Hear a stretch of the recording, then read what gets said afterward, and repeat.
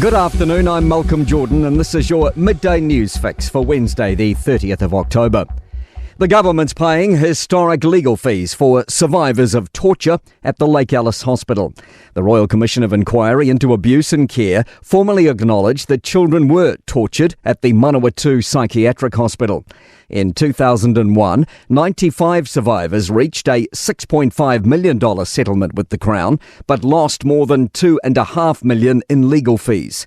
Minister in charge, Erica Stanford, says this puts right a decades-long injustice. It's been a source of frustration, and the Lake Alice survivors have said that it has been an inequity for 20 years. The Construction Minister says the industry's been calling for a consent overhaul for years. The government's planning reforms to let tradespeople forgo inspections and consent their own work for basic housing. Criteria is also being considered to let businesses with a track record on big project delivery access streamlined consenting. Chris Penk says they've been discussing these changes for about 12 months. So with a couple of months' worth of further consultation, therefore, it'll be early next year that Cabinet will be in a position to make some decisions and then obviously legislate from there as needed. Road safety advocates are pushing back on increasing speed limits.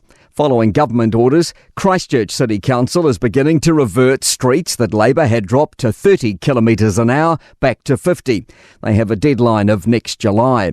Break New Zealand director Caroline Perry says this goes against international best practice. Lots of research and evidence out there in terms of the difference that lower speed limits make in reducing deaths and serious injuries. The judge overseeing Ting Zoon Chows' murder trial has asked the jury not to take any negative inference from his absence today. The Chinese national is charged with killing Christchurch realtor Yan Fei Bao in July last year. Her buried body was found more than a year later. Emily Ansell reports. Chow yesterday interrupted evidence, audibly frustrated, and left the courtroom for the second time in just over a week. He'd been noticeably lethargic up until that point and had arrived in court with a large plaster on his neck. Chow was listening to translated evidence outside court this morning. A study's highlighting the significant mental health burden for survivors of the Christchurch mosque attacks.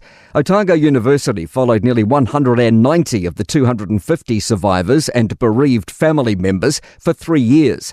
More than 60% developed PTSD, anxiety or depressive disorders. Lead author Rakaya Suleiman-Hill says the huge figure was a surprise. Also of note that 76% of people were diagnosed with more than one condition. People often had 2 or maybe even 3 of those conditions. To sport, England prop Joe Marler has called for the All Blacks to get rid of the haka, claiming that the pre-match tradition is ridiculous. He's not involved in this weekend's rugby test at Twickenham due to injury. Manchester United have expressed an interest in paying the $18.1 million termination clause in Sporting Lisbon manager's Ruben Amorim's contract so he can coach the English club. And coach Dame Nolene Todua warns development will need to accelerate if shooter Grace Nweke is prevented from representing the Silver Ferns next year. I'm Malcolm Jordan. That's your latest news fix. We'll be back with the next update at 5 p.m. from the Newstalk ZB newsroom.